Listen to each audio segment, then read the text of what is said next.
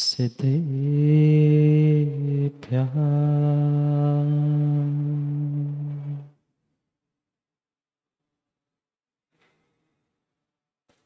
श्रीमत्परं गम्भीर स्याद्वान्मोघलाञ्छनम् जीयात्रैलोक्यनाथस्य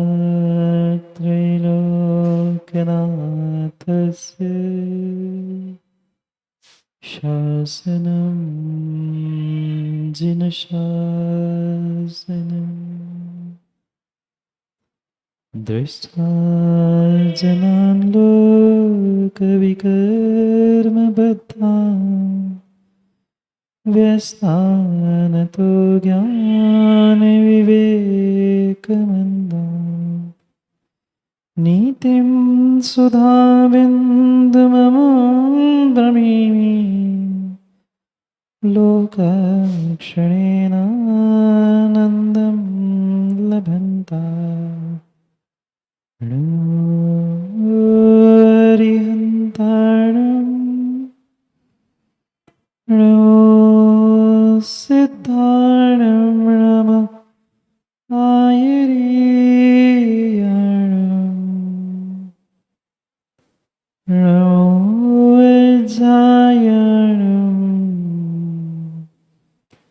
नमो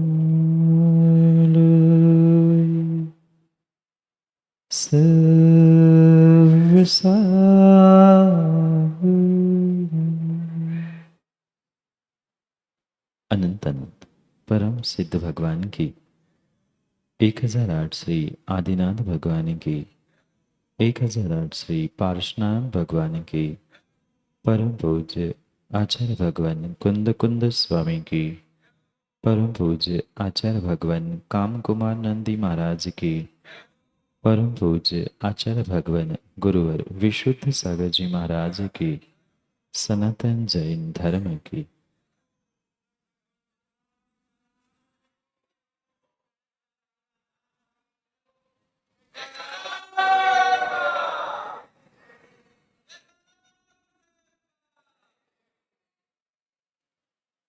अंतिम तीर्थेश वर्धमान स्वामी के शासन में हमसे विराजते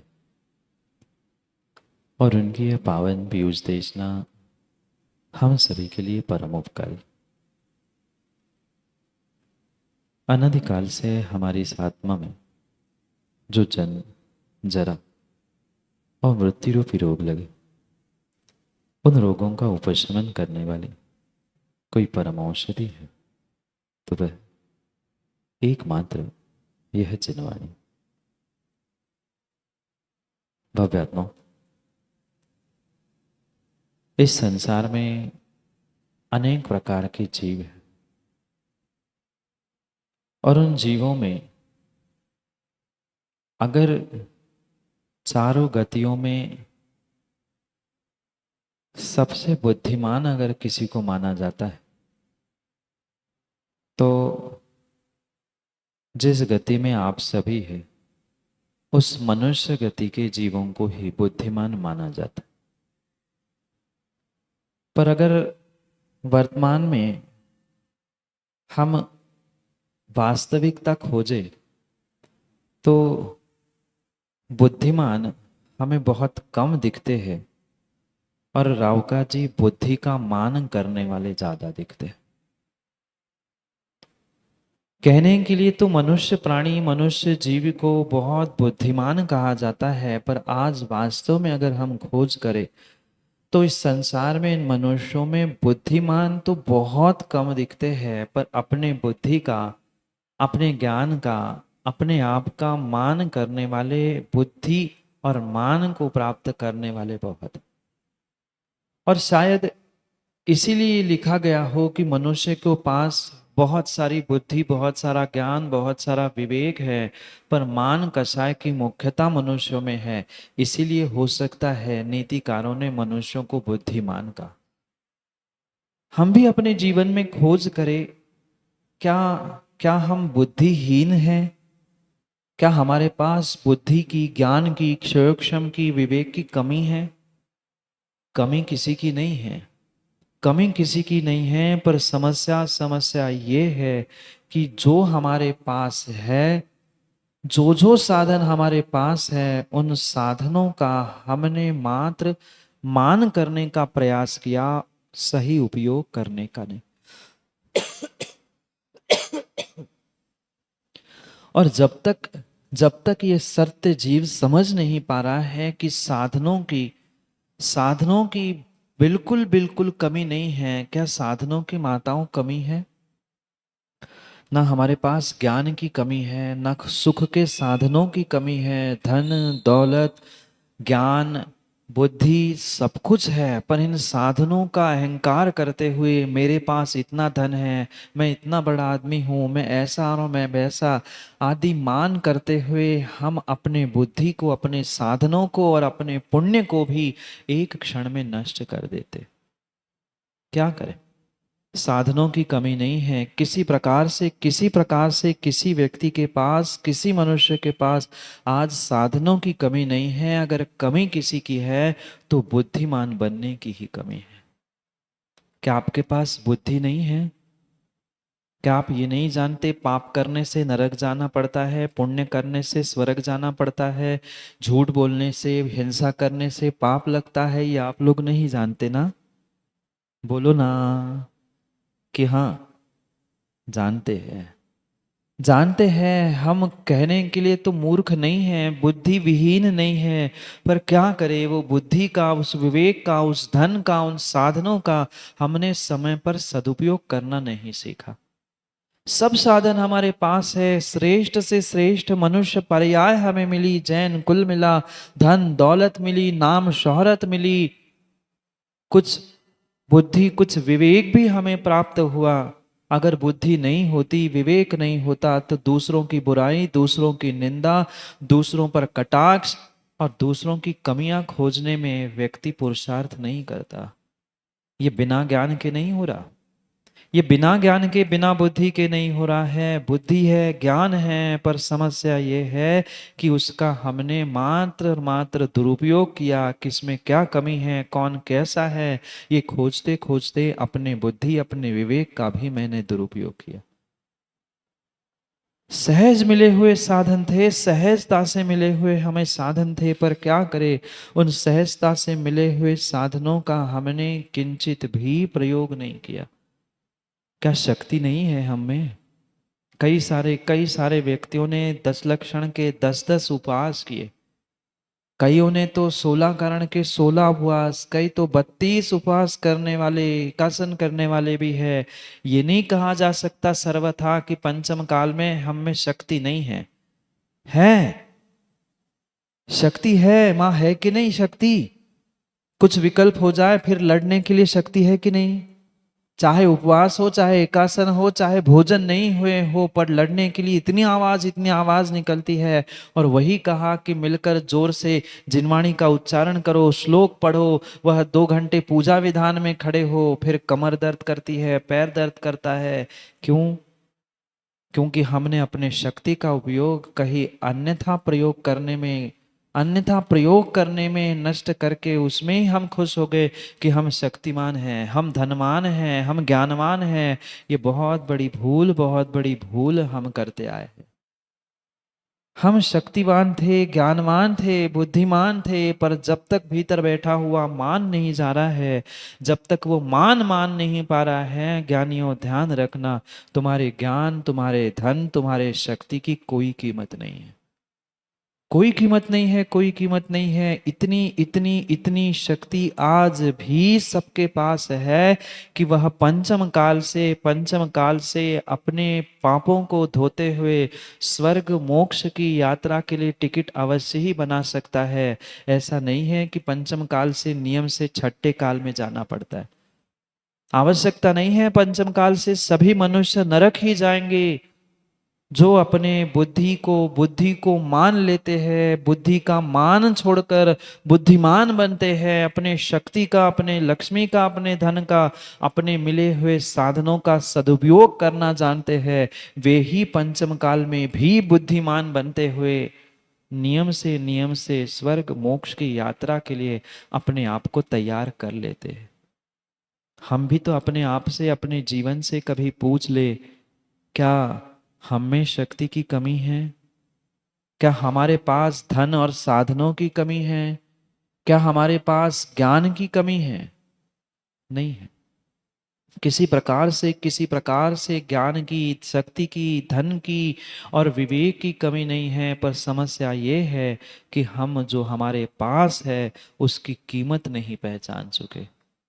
कीमत नहीं पहचान चुके। अच्छी दुकानदारी, अच्छा व्यापार चलता है तो घंटों घंटों और घंटों घंटों नहीं, दिनों दिनों तक व्यक्ति भूखा रहने के लिए तैयार है। पर किसी से कह दिया कि भाई एकाध उपास कर लो, एकासन कर लो, व्यक्ति सोचता है नहीं, शक्ति नहीं है, कमजोर है, ये नहीं कर सकते, वो नहीं कर सकते। पहचानो अपने शक्ति को, पहचानो अपने भीतर के उस शक्ति को, पहचानो अपने भीतर के ज्ञान को। तभी तो हम बुद्धि का मान छोड़ते हुए, साधनों का मान छोड़ते हुए अपने जीवन में कभी बुद्धिमान बनने का प्रयास कर सकते। करो करो करो। पंचम काल का एक ऐसा समय है, एक ऐसा समय है, और पंचम काल के ऐसे समय में ये दुर्लभ मनुष्य पर्याय, दुर्लभ जैन धर्म जो आपने प्राप्त किया है, ज्ञानियों विश्वास मानना, विश्वास मानना, पिछले पर्याय का कुछ कुछ कुछ तीव्र पुण्य उदय में आया है कि सब साधन तुम्हें उपलब्ध है, सब साधन तुम्हें उपलब्ध है। धन, दौलत, ज्ञान, बुद्धि, शक्ति, विवेक, सच्चे देव शास्त्र गुरु का सानिध्य, ये सब कुछ हमें सहजता से मिल रहा है। ये पिछले पर्याय की तपस्या का ही फल है जो हमें ये सब कुछ मिल रहा है। पर इसका प्रयोग हमने किसके लिए किया? किसके लिए बुद्धि का प्रयोग किया? कहीं जीवों को मारने के लिए, कहीं जीवों की निंदा करने के लिए, कहीं जीवों की हिंसाओं के लिए आज हर इंसान की, हर मनुष्य की बुद्धि प्रवृत्त हो रही है। और यही यही यही तुम्हें छठे काल और नरक में ले जाने के लिए निमित्त बनने वाली है।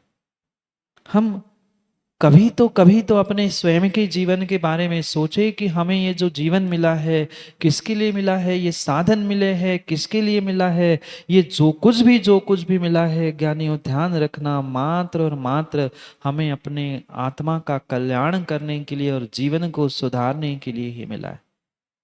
क्या करें? हम अपने आपनों को धन, दौलत, धर्म और ये साधन मिलने के कारण से पुण्यात्मा तो मानते हैं, पुण्यात्मा धर्मात्मा घोषित करने का भी प्रयास करते हैं।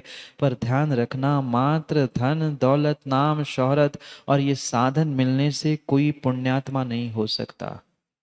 कोई पुण्यात्मा नहीं हो सकता।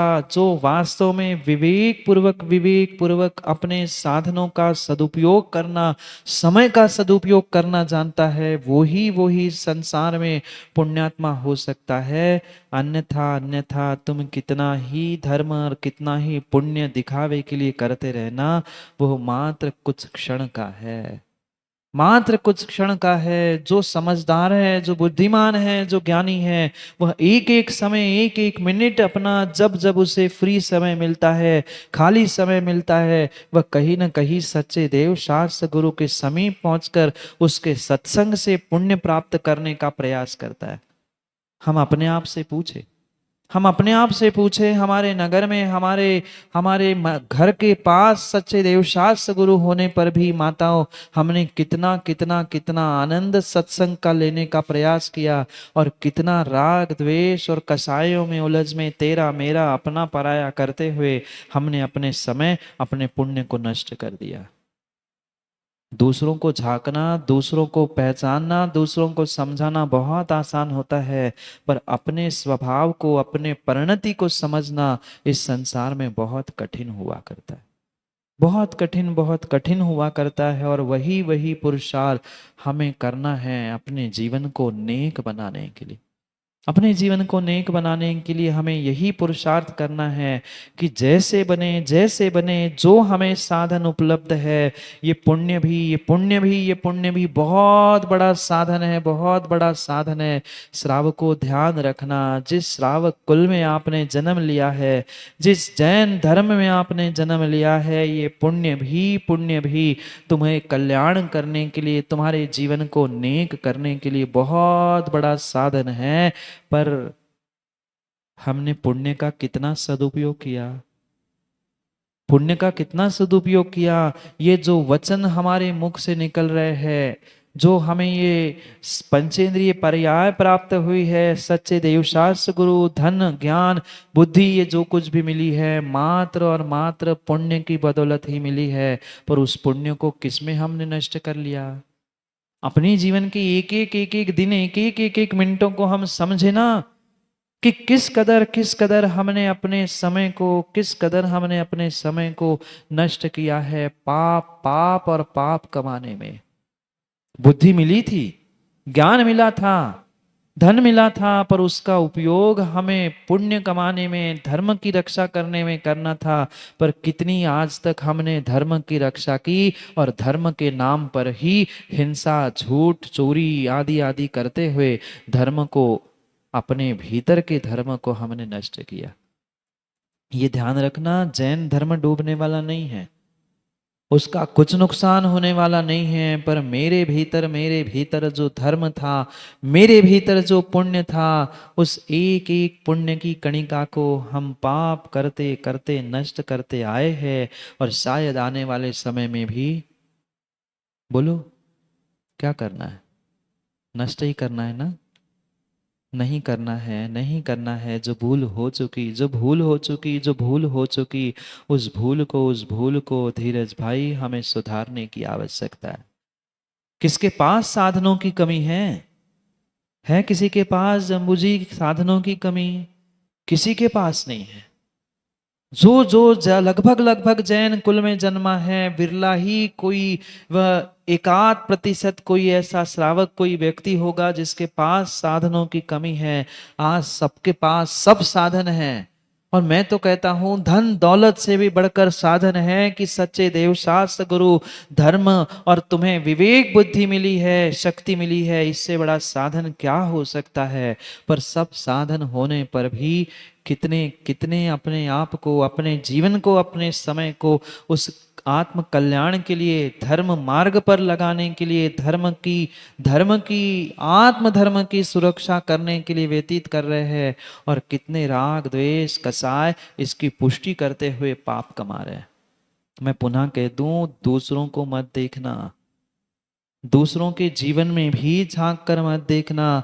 हम अपने ही जीवन में झांक कर देखें कि हमारा जीवन आज तक कैसा था, आज तक हमारा जीवन कैसा था, और हमें आने वाले समय में अपने जीवन को कैसे बनाना है। अगर नेक जीवन बनाना चाहते हो, नेक जीवन बनाना चाहते हो, तो जो फेक जीवन, दिखावे का जीवन, हमारा दिखावे का धर्म चल रहा था, उससे कुछ हटकर हमें जीवन में सीखना भी होगा। सीखना भी होगा। मात्र ज्ञान होने से, बुद्धि होने से, साधन होने से काम नहीं होता। किस समय पर उस ज्ञान का, किस समय पर उस धन का कैसा सदुपयोग करना है, शक्ति का कैसा प्रदर्शन करना है, इस पर तय होता है कि तुम्हें जीवन में सफलता मिलेगी कि नहीं मिलेगी। हर व्यक्ति चाहता है मैं जीवन में कामयाब हो जाऊं, सफल हो जाऊं, पर हर व्यक्ति हो नहीं पाता। साधन होने पर भी, बहुत पढ़ाई करने पर भी हर विद्यार्थी पास नहीं हो पाता। क्यों? हर व्यापारी अपने व्यापार में सफल नहीं हो पाता, हर गृहस्थ अपने गृहस्थी में सफल नहीं हो पाता। क्यों? क्योंकि उसके पास विवेक की कमी है, बुद्धि का सदुपयोग करने की कमी है, ज्ञान का, शक्ति का सदुपयोग करने की कमी है। और यही कमी विवेक की अभावता कहा जाता है, विवेक की अभावता के रूप में कहा जाता है। विवेक है हमारे पास, धन दौलत समय हम कहाँ खर्च कर रहे हैं, हम किन साधनों को कमाने के लिए जुटे हैं। जो जो साधन पाप में ले जाने वाले हैं। उन साधनों को कमाने के लिए हम अपनी शक्ति, अपना धन, अपना पुण्य, अपनी बुद्धि, अपना विवेक और अपना समय बर्बाद कर रहे हैं। पर वही पुण्य कमाने के लिए, अपने जीवन को बदलने के लिए कभी हमने पुरुषार्थ किया? नहीं किया, नहीं किया, नहीं किया। किसी से युद्ध करते समय भी नीतिकारों ने कहा है, सामने वाले की बुद्धि, सामने वाले का विवेक पहले समझे, देखे और फिर उससे कभी लड़ने का, कभी उससे जीतने का प्रयास करे। क्योंकि मात्र शक्तिशाली ही व्यक्ति जीत जाए आवश्यकता नहीं है। मात्र ज्ञानवान, बुद्धिमान ही व्यक्ति जीवन में सफल हो जाए, परीक्षा में सफल हो जाए आवश्यकता नहीं है। मात्र पैसे वाला ही अपने घर गृहस्थी में सफल हो जाए ये आवश्यकता नहीं है। कहीं न कहीं विवेक की आवश्यकता है कि इन साधनों का हमें कब, कहाँ, कैसे उपयोग करना है, ये कला आनी चाहिए। ये कला आनी चाहिए। माँ, भोजन बनाते आप लोग? बोलो ना, भोजन बनाते आप लोग? अच्छा कि कच्चा? कच्चा।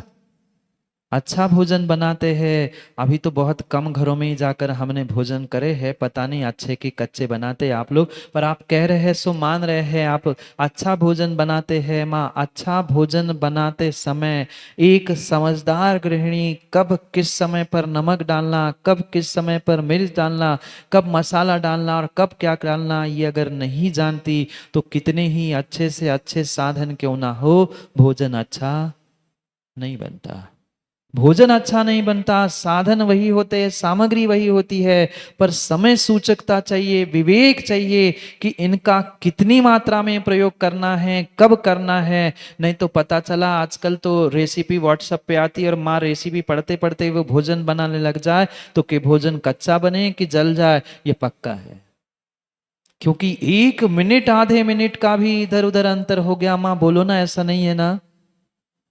ऐसा ही है, ऐसा ही है। एक आधा मिनट भी इधर का उधर हो गया तो स्वाद बेस्वाद हो सकता है, स्वाद बिगड़ सकता है। सामग्री वही थी पर समय सूचकता नहीं थी, विवेक नहीं था। इतने में वह सामग्री बिगड़ गई, इतने में भोजन बिगड़ गया। ज्ञानियों, जीवन के साथ भी विजय भाई यही सत्यता है।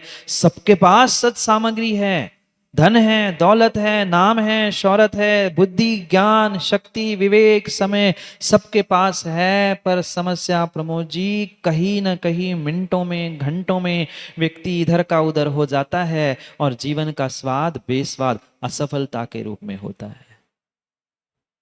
बहुत विवेक चाहिए। और जीवन में, संसार में जिसके पास बुद्धि है, विवेक है, विश्वास मानना, उसके पास साधनों की कमी क्यों ना हो, धन दौलत कम हो चल सकता है, एक बार शक्ति कम हो चल सकता है, एक बार समय कम हो चल सकता है, पर विवेक की बहुत आवश्यकता है। बुद्धिमान बनने की बहुत आवश्यकता है। बुद्धि की नहीं कह रहा हूं, बुद्धि का सही प्रयोग करते हुए बुद्धिमान बनने की आज आवश्यकता है। कितनी कितनी हम बुद्धिमान हैं, सोचे। एक आगम का दृष्टांत मुझे याद आ रहा है, कथानक याद आ रहा है। दो राज्य थे और स्वाभाविक सी बात है, जब दो राज्य होते हैं परस्पर में ईर्ष्या, स्पर्धा और एक दूसरे को जीतने के भाव स्वाभाविक से थे। एक राजा ने निर्णय कर लिया कि ये मेरा शत्रु है, मुझे उसे जीतना है, मुझे उसे जीतना है। और उसने अपनी सभा में सबके सामने बात रख ली कि तैयारी करे सेनापति जी, हमें 2 दिन में अमुक राजा पर आक्रमण करना है और उसे जीतना है।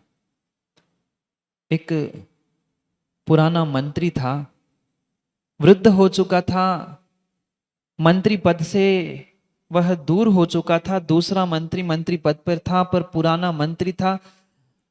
राजा के उस दरबार में आता रहता था। राजा सम्मान पूर्वक उसका भी मंतव्य जानता था, पूछता था। सबने तो तैयारी करने के लिए स्वीकृति दिखाई, पर जो पुराना मंत्री था उसने कहा कि राजन, आप ये मत समझना, आप ये मत समझना उसके पास सैन्य बल कम है, उसकी शक्ति कम है, ये मत समझना। राजा कहता है कैसी बात करते हैं मंत्रीवर आप तो मेरे मंत्री हो और आप तो हमेशा मेरे साथ रहते हो, आज ऐसी बातें क्यों कर रहे हो? आज ये उल्टी बातें कर रहे हो, हमें समझ में नहीं आ रहा है।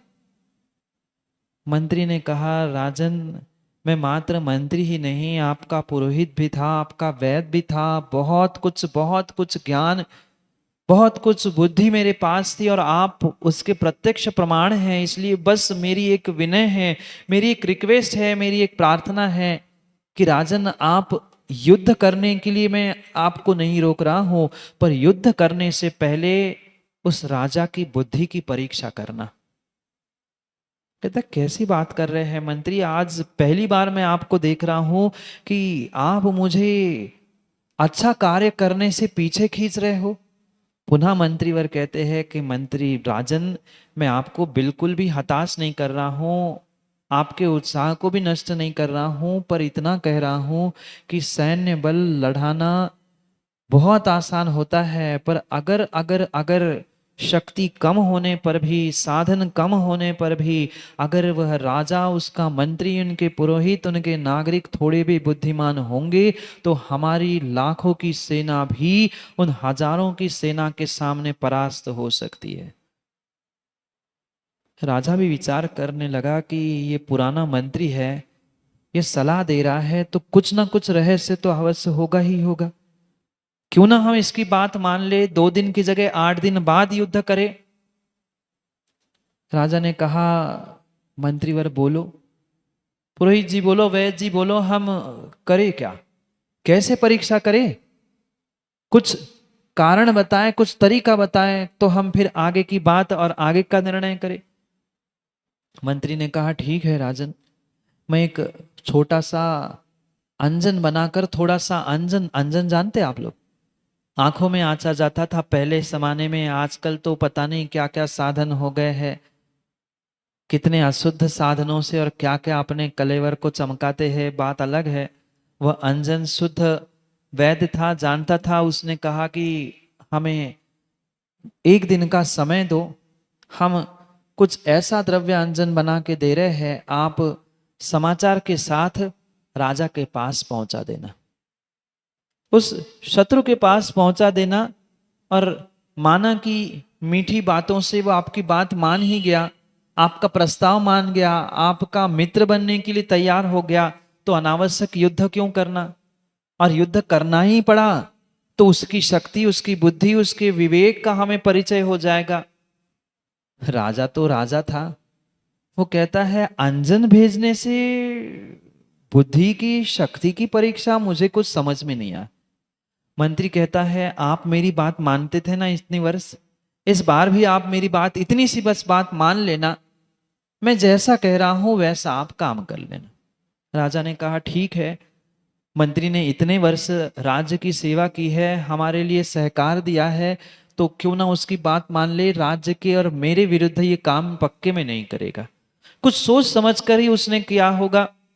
वह एक छोटी सी डिब्बी में रात भर बैठकर अंजन बनाता है और पत्र लिखकर राजा के दूत के द्वारा वहां तक पहुंचाता है कि जो जो आपके नगर में कोई अंधा हो, काना हो, उसको ये अंजन लगा देना, उसकी आंख खुल जाएगी।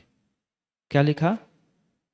जो आपके नगर में कोई अंधा हो, किसी की आंख नहीं खुलती हो, जिसको नहीं दिखता हो, उन सबको ये अंजन लगा देना, उसकी आंख ठीक हो जाएगी।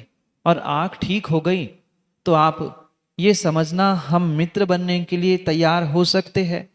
क्यों ना हम पास में रहते हैं, हम मित्र बनकर रहे। राजा ने जो पत्र दूत के द्वारा पहुंचाया, बहुत बड़ा अंजन नहीं, मात्र और मात्र 2 आंखों में, मात्र 2 आंखों में अंजन डल जाए, इतना ही थोड़ा सा अंजन छोटी सी डिब्बी में उस वैद्य ने बनाया और उतना ही पहुंचा दिया। जैसे ही वह अंजन दूत के द्वारा उस शत्रु पक्ष राजा के पास पहुंचता है, राजा के हाथ में पहुंचता है, राजा पत्र पढ़ता है और अचंभे में पड़ जाता है, ये क्या बात है? उस राजा को क्या पड़ी मेरे नगर में कौन अंधा है, कौन काना है, कौन क्या है, उसको क्या जरूरत पड़ी। वो ये चाहता क्या है, जैसे ही दरबार में वो बात रख ही रहा था कि ये अंजन की डिब्बी आई है, ये पत्र आया है, उनका ऐसा समाचार आया है, उस राज्य का एक पुराना वैद्य, उस राज्य का जो पुराना वैद्य था, वह तुरंत उठकर खड़ा होता है कि राजन, मेरी आंखें कमजोर हो चुकी है और लगभग लगभग 70-80% मेरी आंखें काम करना बंद कर चुकी है। क्यों ना वो अंजन आप मुझे दे दो, क्यों ना वो अंजन मुझे दे दो, मैं और भी लोगों की सेवा कर सकता हूं। पर राजा पूछता है कि मुझे बात समझ में नहीं आई कि ये अंजन की डिब्बी भेजी क्यों है। उस राजा को क्या पड़ा मेरे घर नगर में कौन अंधा है, कौन कैसा है। वेद कहता है राजन, बहुत वर्षों से आपकी और आपकी राज्य की मैं सेवा करते करते अपनी आंखों को खराब कर चुका हूं, ये अच्छा अवसर आया है, आप मुझ पर छोड़ दो, मैं देख लूंगा। मंत्री भी खड़े होकर कहते, वैद्य जी आप सोच समझ कर विचार कर लो, अगर कुछ गड़बड़ हो गई, वो तो शत्रु है, वो तो हमें जीतना चाहता है, और कुछ गड़बड़ हो गई और उसने अगर आंख पूरी ही चली गई तो क्या होगा। वो कहता है आप चिंता नहीं करो, फूटेगी क्या फूटेगी, वैसे ही मेरी फूट चुकी है, 80-90% तो दिखना बंद ही हो चुका है, 10% और बंद हो जाएगी और क्या होगा।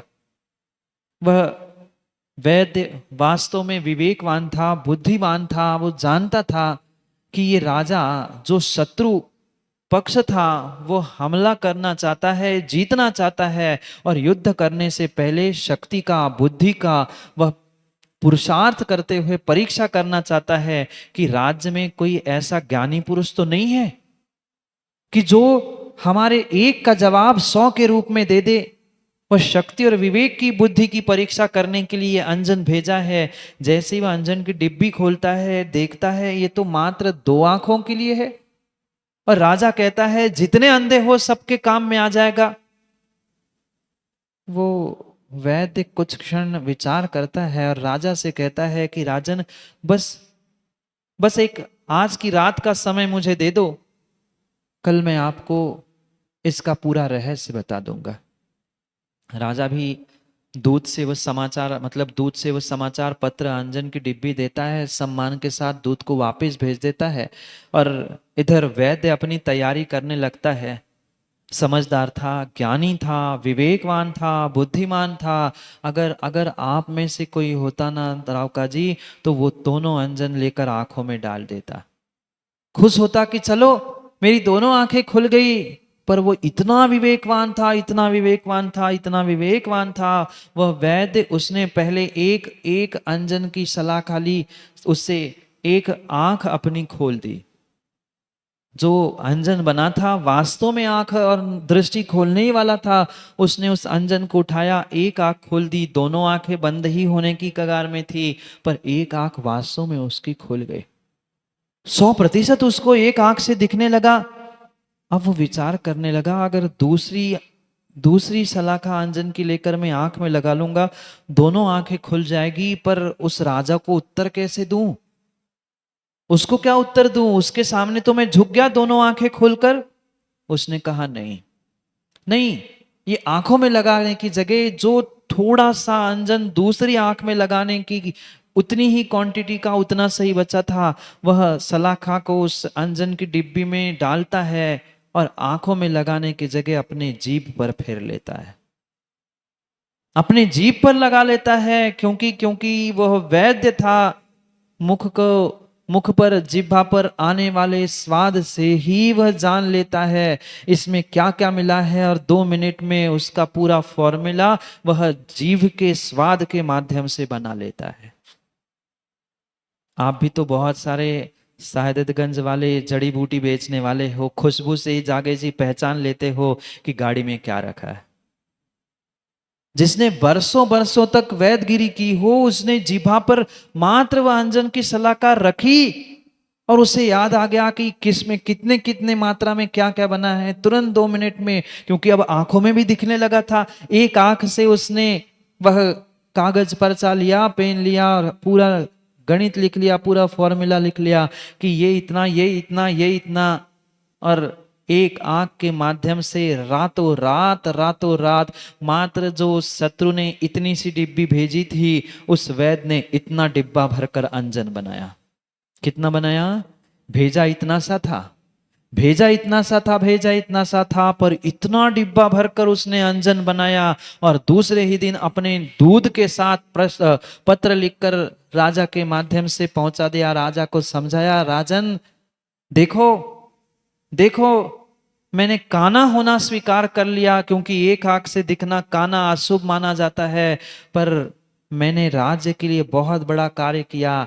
ये आंख खोलने के लिए नहीं, ये आंख खोलने के लिए भेजा गया अंजन नहीं था, वह बुद्धि खोलने के लिए भेजा गया अंजन था। ये परीक्षा थी आपकी, ये परीक्षा थी राज्य की, कि अगर हमला करेंगे तो जीत पाएंगे कि नहीं जीत पाएंगे। अब मैंने उत्तर तैयार किया है, बस मेरी प्रार्थना है ये डिब्बा भर अंजन पत्र के साथ भेज दो। आपके आपके चुटकी भर अंजन का ये डिब्बा भर जवाब है, आप जैसा करना चाहे हम सबके लिए तैयार है। इतना लिखकर राजा के माध्यम से उस दूसरे राज्य के पास, राजा के पास जैसे वह डिब्बा भर अंजन पहुंचा, मंत्री, वह मंत्री जो वैद्य था, जिसने वह चुटकी भर थोड़ा सा अंजन बनाया था, उसने कहा, राजन इसके साथ आप कभी भी जीत नहीं सकते।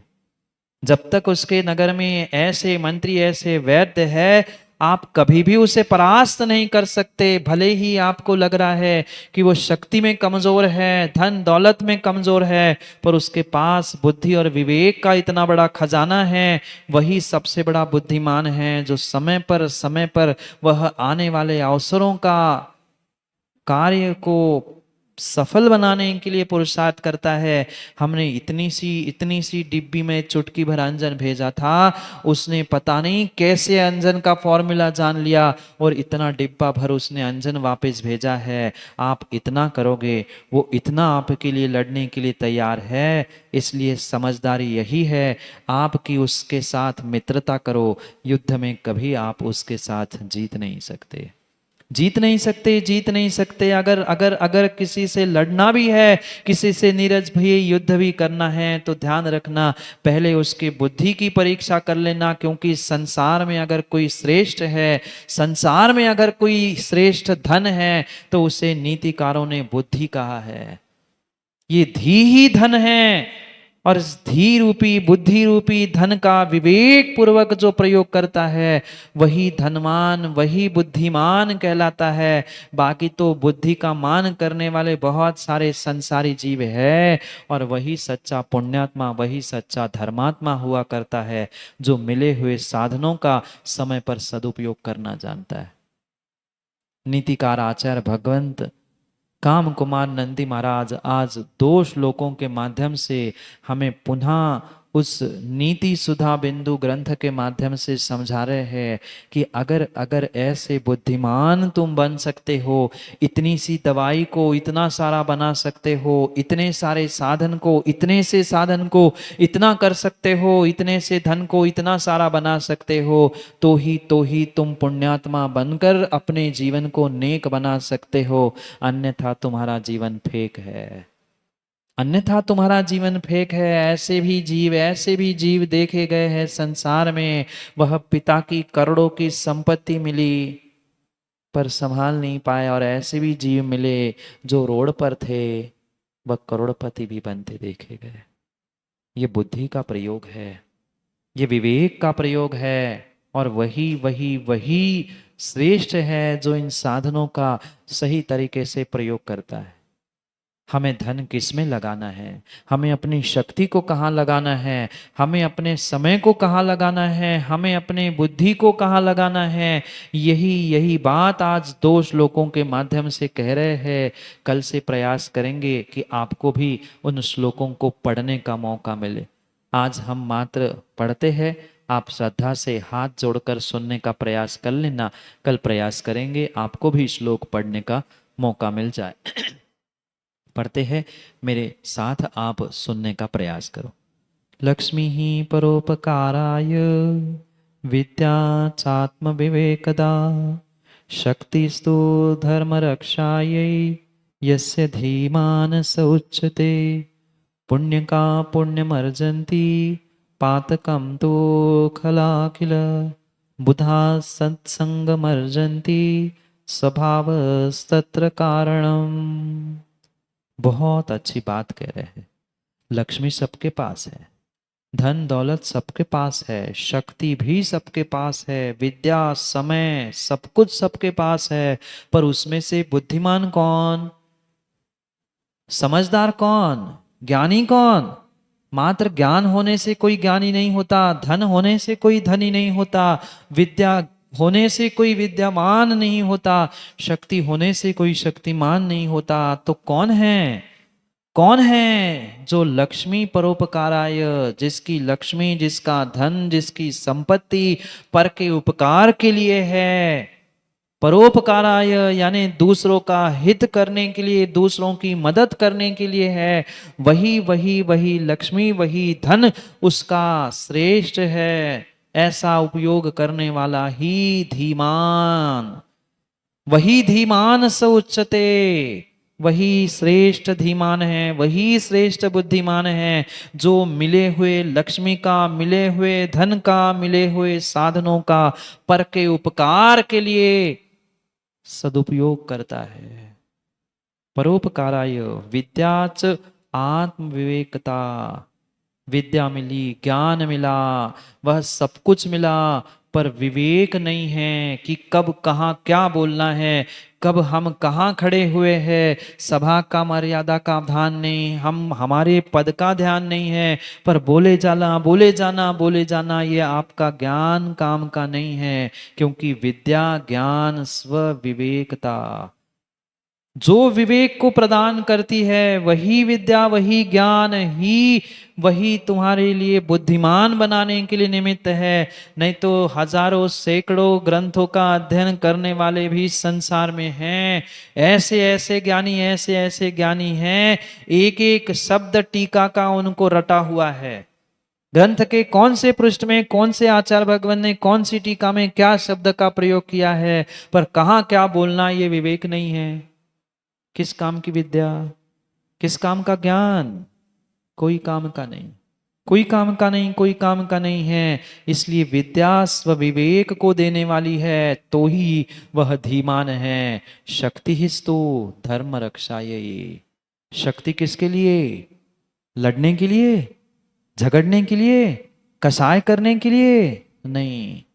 आज हर इंसान, हर व्यक्ति, चाहे धन हो, बुद्धि हो, शक्ति हो, सबका प्रयोग, सबका प्रयोग, सबका प्रयोग मात्र अपनी कसाय की, अहंकार की पुष्टि करने के लिए, लड़ने झगड़ने के लिए, राग द्वेष के लिए कर रहा है। वह सच्चा बुद्धिमान है ही नहीं है, वो बुद्धि का मान करने वाला है। बुद्धिमान तो वो है जो धर्म रक्षायै शक्ति ही, जो अपने शक्ति का प्रयोग धर्म की रक्षा के लिए करता है, धर्मात्मा की रक्षा के लिए करता है। हम अपने आप से पूछे ना, हमारा धन, हमारी विद्या, हमारी शक्ति हमने आज तक किसमें व्यय कर दी, किसमें खर्च कर दी?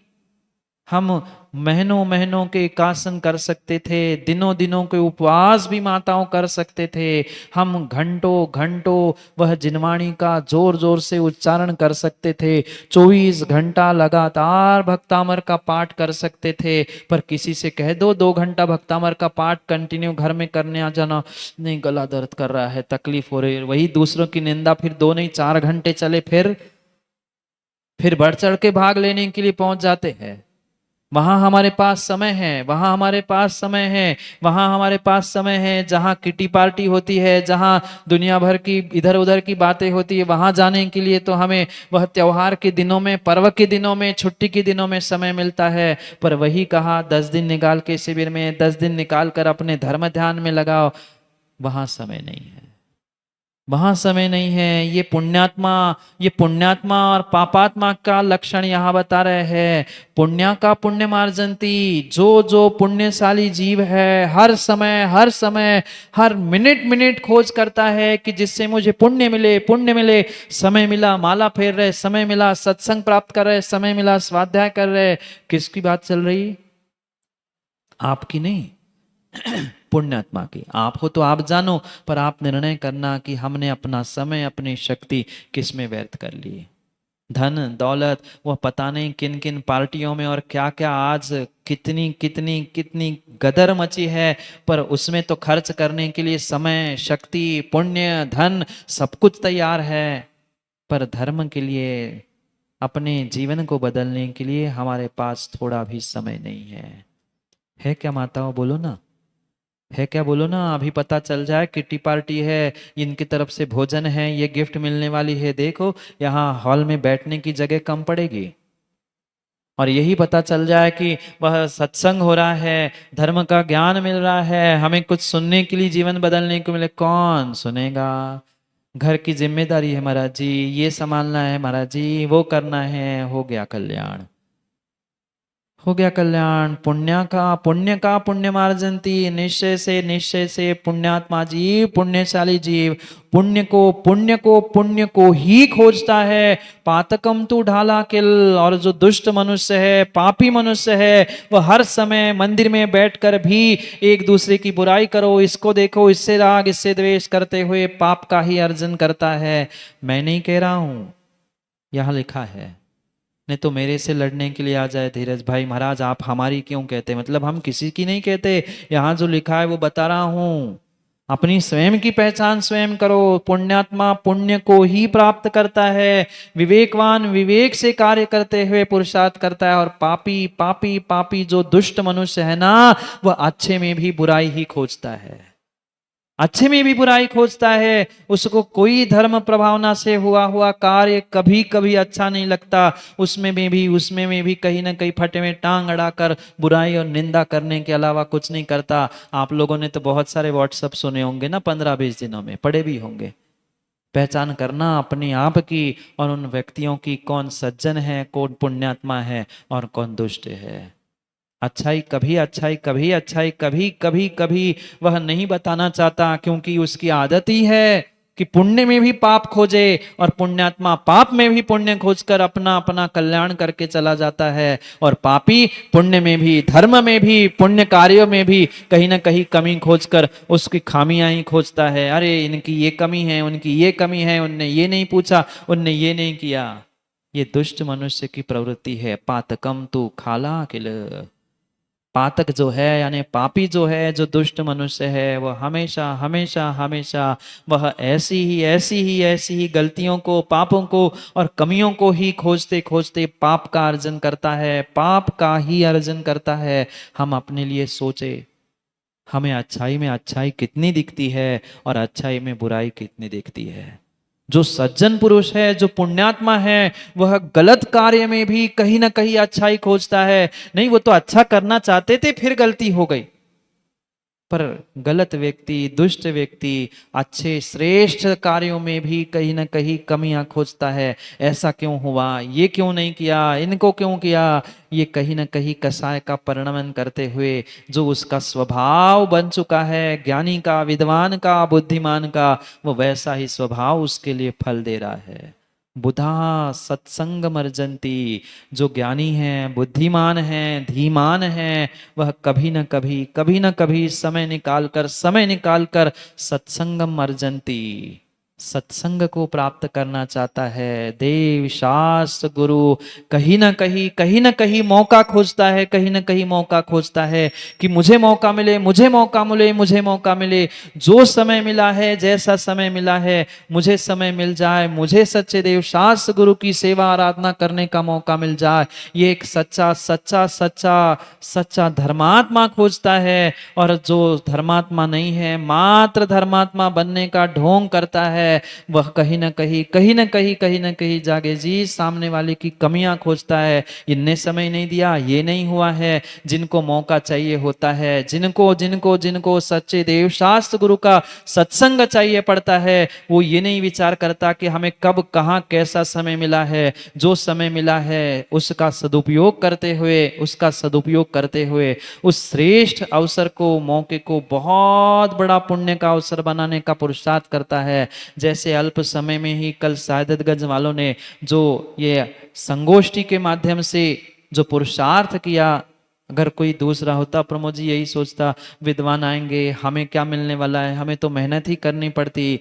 पर ये सत्संग जो मिला, गुरु का सानिध्य तो मिला, गुरु का आशीर्वाद तो मिला, ये सोचकर जो पुरुषार्थ करता है वो ही बुद्धिमान और वो ही ज्ञानी होता है। जो पुरुषार्थ वास्तव में कल सबने मिलकर किया, कल परसों ही नहीं, कल परसों में उनसे भी रावका जी कह रहा था कि वास्तव में जिन जिन जीवों ने, चाहे शिविर हो, संगोष्ठी हो, या अपने अपने पुण्य को बढ़ाने के लिए चाहे बुद्धि का, ज्ञान का, धी का, धन का, समय का, शक्ति का सदुपयोग किया है, वो ही संसार में बुद्धिमान है। और वे सभी साधवाद के और आशीर्वाद के पात्र है जिनने इस सत्संगति को प्राप्त करने का प्रयास किया। और सायदतगंज वाले तो कितने पुण्यात्मा है, सायदतगंज वाले तो कितने पुण्यात्मा है माताओं।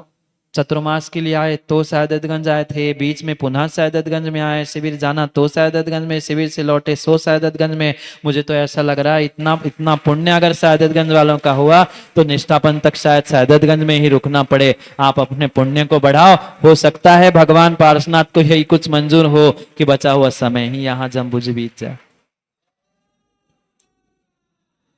क्योंकि क्योंकि जिसका पुण्य प्रबल होता है वह अल्प पुरुषार्थ में ही पुण्य को वृद्धिंगत करता है, और बाकी जिसका पुण्य उदय में है ही नहीं है वो पुण्य कार्यों में भी पाप खोजकर पाप का अर्जन करता है। यहाँ लिखा है स्वभाव स्वभावस्तत्र कारणम, इसके लिए कोई दूसरा कारण नहीं है, व्यक्ति का अपना अपना स्वभाव ही कारण है। जो दुष्ट मनुष्य का स्वभाव है वो स्वभाव ही है, उसको किसी ने सिखाया नहीं है। उसको कितना ही अच्छा कितना ही अच्छा कितना ही अच्छा सिखा दो, कितना ही अच्छा समझा दो, कितना ही उसे जोड़ने का, साथ लेने का प्रयास करो, पर ध्यान रखना आचार्यों ने स्पष्ट लिखा है, आचार्यों ने स्पष्ट लिखा है, गुड़ दुग्धम विबंता न पन्नगा निविसा होंती। याने याने याने तुम गुड़ मिलाकर दूध भी सर्प को पिला देना, पर सर्प की आदत होती है दूध उगलना। क्या क्या उगलेगा सर्प? जब भी उगलेगा वो सर्प जहर ही उगलता है। ऐसा स्वभाव तर्क गोचरा, सभाओं पे कोई तर्क नहीं। दुष्ट मनुष्य का ऐसा ही स्वभाव है, बुद्धिमान जीव का ऐसा ही स्वभाव है, और पुण्यात्मा जीव का विमल जी ऐसा ही स्वभाव है। स्वभाव ही उसके लिए कारण है, अन्य कोई कारण है ही नहीं है ही नहीं है। तुम कितना ही उसके लिए अच्छा करो, कितना ही सहयोग करो, कितनी अच्छी मीठी बातें दो, कितना ही समय दो, पर यही कहता है हमें तो कुछ मिला ही नहीं है, हमें तो ऐसा है, हमें तो वैसा है। क्या करे? स्वभावस्तत्र कारणम, स्वभाव ही उसके लिए कारण है। तुम लाख अच्छाई करो, लाख प्रशंसा करो, लाख उसके लिए अच्छा सोचो, पर जिसकी बुद्धि दुर्जन की बुद्धि हो चुकी है उसके लिए कोई कभी अच्छा जीवन में कर नहीं सकता। स्वभाव ही ऐसा बना लिया है, उसने अपनी परिणति ही ऐसी बना ली है, उसने अपना जीवन का जीने का वजूद ही ऐसा बना लिया है। उसके लिए कौन क्या कर सकता है? कौन क्या कर सकता है? क्या कभी किसी अग्नि को किसी ने ठंडा किया? अग्नि को किसी ने मां ठंडा किया? और अग्नि ठंडी हो गई तो अग्नि बची नहीं। अग्नि का जैसे स्वभाव ही उष्णता है, ऐसे दुष्टों का स्वभाव ही है कि हर अच्छे कार्य में वह पाप अर्जन करने के लिए कहीं निंदा, कहीं बुराई, कहीं उस विपरीतता को ही प्राप्त करते हैं। स्वभाव तत्र कारणम। इतना ही नीरज जी याद रखना। कोई विपरीत मिल जाए, कोई विडंबना, कोई निंदा करते हुए मिल जाए तो यही सूत्र जीवन में याद रखना। सुखी होने के लिए स्वभावः तत्र कारणम, उसका स्वभाव ही उसके लिए कारण है। जब वो दुर्जन अपना स्वभाव नहीं बदल रहा है, मैं सज्जन होकर, मैं धर्मात्मा होकर, मैं पुण्यात्मा होकर उसके विपरीत कार्य को देखकर मैं अपने स्वभाव को क्यों बदलूं? मेरे लिए भी स्वभाव तत्र कारणम और उसके लिए भी स्वभाव तत्र कारणम। स्वभाव ही उसके लिए कारण है। जो जैसा होगा, जिसने जो जैसा भरा होगा वो वही तो देगा। सर्प को चाहे दूध पिला दो, गुड़ मिलाकर पिला दो, शक्कर मिलाकर पिला दो, पर वह कभी दूध, कभी मीठा उगलेगा ही नहीं। वो जब भी उगलेगा जहर ही उगलेगा। जब भी उगलेगा जहर ही उगलेगा। इसलिए दुर्जन नहीं, सज्जन बनो, और मात्र सज्जन नहीं, बुद्धिमान भी बनो। तभी बुद्धिमान बन सकते हो, तभी बुद्धिमान बन सकते हो। जो मिले हुए धन दौलत रूपी साधन आप परोपकार के लिए प्रयोग में लाओगे। जो आपको बुद्धि और जो ज्ञान विद्या मिली है वह विवेक से प्राप्त करो। और ऐसा विवेक जैसे उस वैद्य ने विवेक का परिचय देकर डब्बा भर वह अंजन भेजा था, ऐसा प्रयोग करो ना। सामने वाला भी विचार में पड़ जाए, अरे इससे मैं लड़ूं तो कैसे लड़ूं, मैं इससे जीत ही नहीं सकता। जो शक्ति मिली है ज्ञानियों, परस्पर में लड़ने में मत खर्च करो। आज कितनी बड़ी विडंबना, कितनी बड़ी विडंबना, कितनी बड़ी विडंबना दिख रही है कि हम मुट्ठी भर से अब चुटकी भर बचे हैं, लड़ते लड़ते फिर भी तेरा मेरा वेदी भगवान गुरु, इन बातों को लेकर लड़ते लड़ते लड़ते लड़ते कहाँ ले जाएंगे। शक्ति है, शक्ति नहीं होती तो लड़ते क्या। उस एकेंद्रीय वनस्पति काय से पूछो, उन्होंने कभी लड़ाई की? कभी नहीं की, क्योंकि शक्ति ही नहीं है। तुम्हारे पास मन है, पांच इंद्रियां है, इतनी बड़ी शक्ति है, उस शक्ति का कितना बुरा दुरुपयोग कर रहे हैं। कहने के लिए तो हम धर्म की रक्षा कर रहे हैं, कहने के लिए गुरु की रक्षा कर रहे हैं, पर धर्म की रक्षा लड़ाई और हिंसा करने से नहीं होती। गुरु की जिनवाणी की रक्षा लड़ाई करने से, युद्ध करने से, हिंसा करने से होती ही नहीं है, होती ही नहीं है। अपनी कसायों की पुष्टि लड़ाई से हो सकती है, युद्ध से हो सकती है, पर ज्ञानियों ध्यान रखना, ध्यान रखना, लड़ाई झगड़ों में कहीं से किसी प्रकार से धर्म की रक्षा हो ही नहीं सकती, हो ही नहीं सकती। जहां लड़ाई है वहां ध्यान रखना हमारे धर्म की ही क्षति है, धर्मात्मा की ही क्षति है। मत करो क्षति, मत करो धर्म को नष्ट, मत करो धर्म को नष्ट। वह लड़ते लड़ते रावका जी कितने से बचे, कितने से बचे, कितने से बचे हैं। जहां पूरे पूरे